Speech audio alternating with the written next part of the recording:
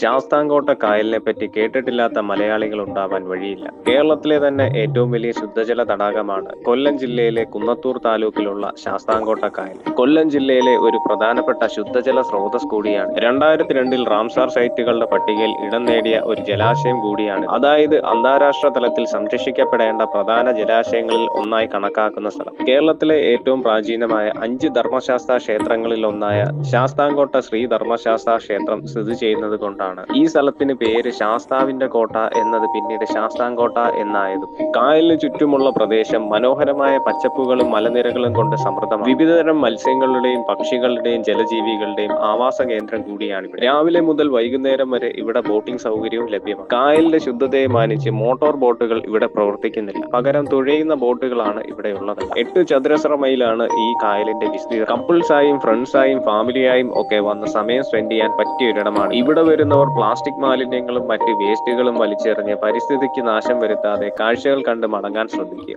പ്രകൃതിയുടെയും വിശുദ്ധിയുടെയും സമന്വയമായ ഈ കായൽ കൊല്ലം ജില്ലയുടെ ഹൃദയത്തിലാണ് സ്ഥിതി ചെയ്യുന്നത്. കൊല്ലം നഗരത്തിൽ നിന്നും ഏകദേശം 30 കിലോമീറ്റർ അകലെയാണ് ഈ കായൽ സ്ഥിതി ചെയ്യുന്നത്. ഒരുപാട് ടൂറിസം സാധ്യതകൾ ഉണ്ടായിട്ടും അതിനെ വേണ്ടവിധം പ്രയോജനപ്പെടുത്തുന്നില്ല എന്നും ഇവിടെ വന്നപ്പോൾ തോന്നിപ്പോയി.